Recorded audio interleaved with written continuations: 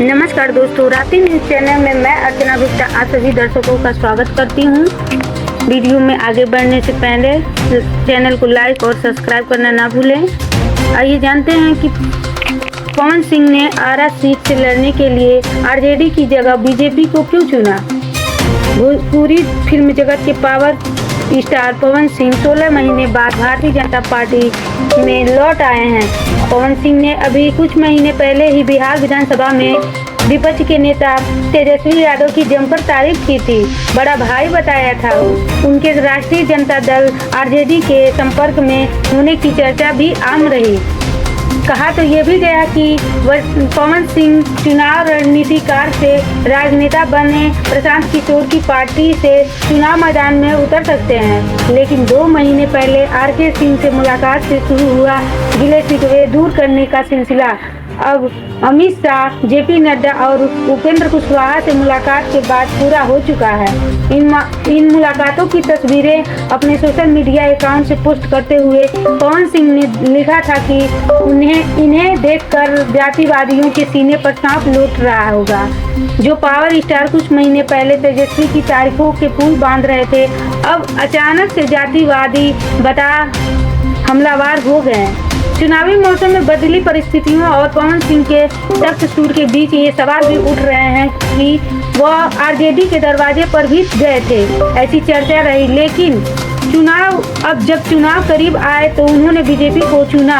आरा विधानसभा seat से चुनाव लड़ने के लिए पवन सिंह को बीजेपी की जरूरत क्यों पड़ी। अब पवन सिंह ने बीजेपी को क्यों चुना, आइए हम बताते हैं आपको। पवन सिंह ने लोकसभा चुनाव का निर्दलीय लड़ उपेंद्र कुशवाहा जैसे कद्दावर नेता को तीसरे स्थान पर धकेल दिया था। लोकसभा चुनाव में बतौर निर्दल ताकत दिखा चुके पवन सिंह फिल्मी सितारे भी हैं। किसी भी राजनीतिक दल से उनकी बात बन सकती थी या अपने गृह इलाके की किसी भी सीट से चुनाव लड़ने की स्थिति में वो मुकाबले में होते। फिर उनको आरा से चुनाव लड़ने के लिए बीजेपी की जरूरत क्यों पड़ी। इसके पीछे जाति समीकरणों के साथ ही संगठन की शक्ति भी एक वजह बताई जा रही है। पवन सिंह के आरा विधानसभा सीट से चुनाव लड़ने की चर्चा अधिक है।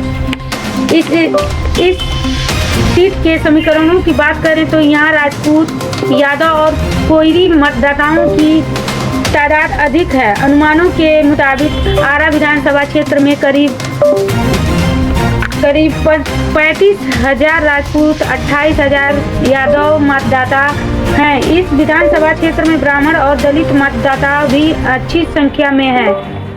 ब्राह्मण बीजेपी का कोर वोट बैंक माना जाता है और चिराग पासवान, जीतन राम मांझी की पार्टियों के भी गठबंधन में होने से दलित महादलित के बीच भी एनडीए की दावेदारी मजबूत मानी जा रही है।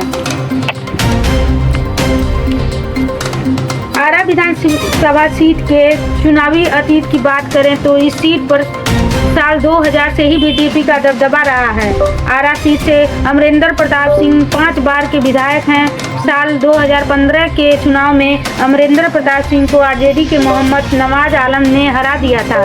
तब आरजेडी और जेडीयू गठबंधन कर चुनाव मैदान में उतरे थे। बीजेपी के इस सीट पर दबदबे को देखते हुए भी पवन सिंह को चुनाव लड़ने के लिए कमल निशान पार्टी मुखी लगी होगी। पवन सिंह को आरा की राजनीति में अवसर दिख रहा है तो इसके पीछे वाजिब वजहें भी हैं। आरा से 5 बार के विधायक अमरेंद्र प्रताप सिंह 5 बार के विधायक हैं और उनकी उम्र 78 साल हो चुकी है। बीजेपी में 75 साल की उम्र के बाद टिकट ना देने की अघोषित नीति रही है। ऐसे में बीजेपी को भी अमरेंद्र के बाद मजबूत चेहरे की जरूरत आरा में है। पवन सिंह के पास अपना फैन बेस है। पवन सिंह भोजपुरी के साथ ही आसपास के इलाकों में भी लोकप्रियता रखते हैं। पवन सिंह लोकसभा चुनाव में जब दूसरे नंबर पर आ रहे थे तब उनके समर्थकों में एक कास बाकी रह गया था। उनके समर्थक तब यह कह रहे थे कि अगर किसी पार्टी का सिंबल होता तो चुनाव निकल गया होता। विधानसभा चुनाव में पवन कोई कास बाकी नहीं रहने देना चाहते। उन्हें भी शायद इस बात का एहसास हो गया है कि माननीय बनना है तो स्टार दम के साथ संगठन की ताकत का मेल जरूरी है। पवन सिंह पहले ही यह ऐलान कर चुके हैं कि वो विधानसभा चुनाव लड़ेंगे।